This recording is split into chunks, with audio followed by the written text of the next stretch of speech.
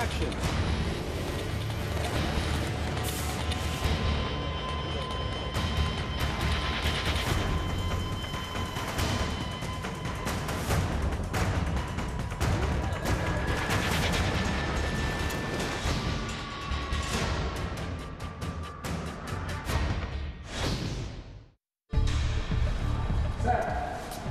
And action. So, what's this about? Cape Town, right? Yeah, of course it is. The hitman genre, I think, is very appealing to a wide audience, and they want to go and see these hitmen movies, but you've got to give them something fresh. I just thought it was very smart, and I'm always looking to try and make a, you know, a grown-up action movie, and this was one of them. The action is a bit more ramped up, you might say. More special effects, more explosions. I really like the action sequences and the stunt scenes because it's the fun, it's the child in you that gets to really play with, you know, explosions and gunfights. They're interested in getting the actors to a point where they can perform most of their own stunts, and that's thrilling. Jason loves to get in there and get his hands dirty. Some of the great stunts that we ended up doing were very scary at the best of times, even for someone like myself who does it for a living. You know, he's a world-class athlete. He was on the British diving team, and the guy's amazing body control. If you don't see anything anyway, it's just on me. So it's a static lift. Okay. I always like to push myself, and I always like to try things I haven't tried, and stunt doubles don't get a chance with me.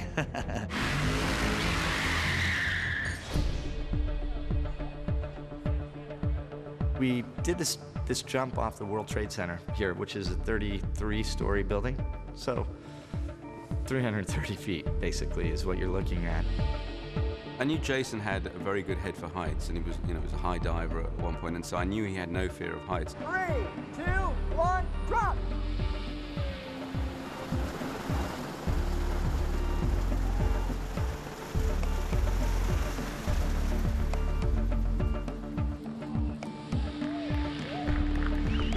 But Ben, I never really expected him to actually do the same as Jason and jump off a 300-foot building. We were told that he had a tad bit of a fear of heights. Yeah, not a fan of heights. I mean, I get vertigo looking up at buildings on the ground level. This is a stunt that a lot of stunt people actually will walk away from because you are on a little itty-bitty wire that's, you know, much smaller than a dime size in diameter, and you're falling 330 feet. Your whole life depends on this thing.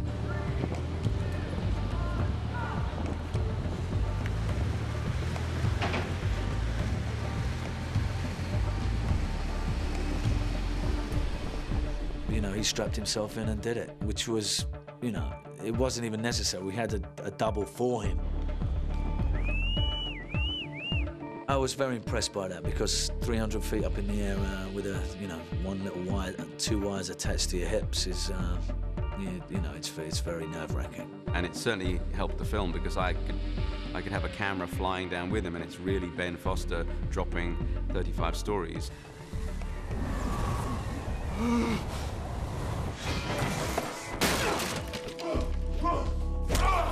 It's supposed to be this traveling fight through his very nice home.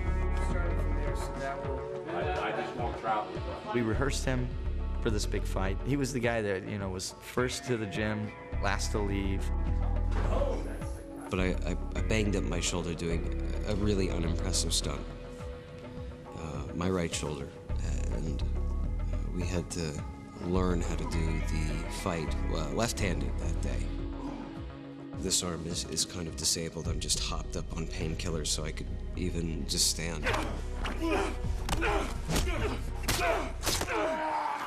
Yeah, that's a left-handed screwdriver fight.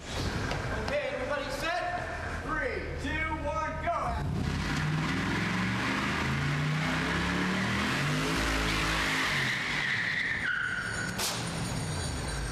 Right now we are on Gravier and Barone in downtown New Orleans. We're doing one stunt in the Dean assassination where Bishop takes the car, jumps it out of the parking structure, and lands it trying to take out Dean's car, but hits the SUV behind it. And it's basically the start of this chaos and the final sort of battle.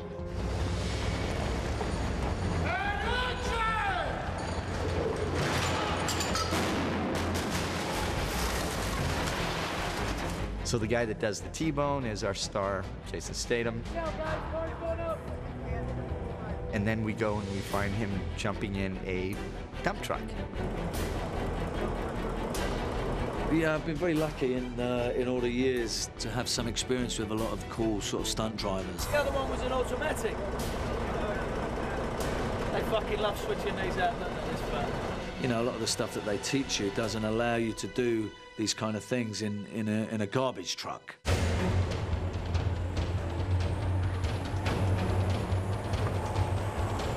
It comes barreling down the road, driven by Jason Statham, and boom, right through the windows.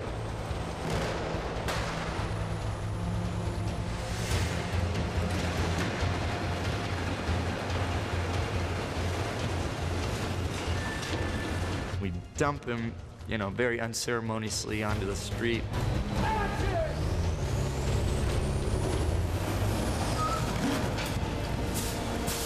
It wasn't as easy as I expected. It was. It deserved a couple of hours at the wheel beforehand, which I never did because I'm stupid, aren't I? And we give him the 16-gun salute.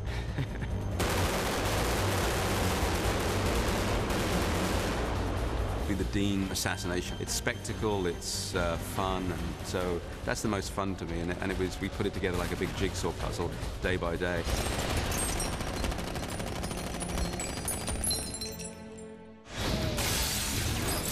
It's mesmerizing to watch, hopefully, and you forget the real world and you go into these people's world, but it's totally realistic and believable. If you can do it through the lens, through the camera, it just creates a whole different feeling.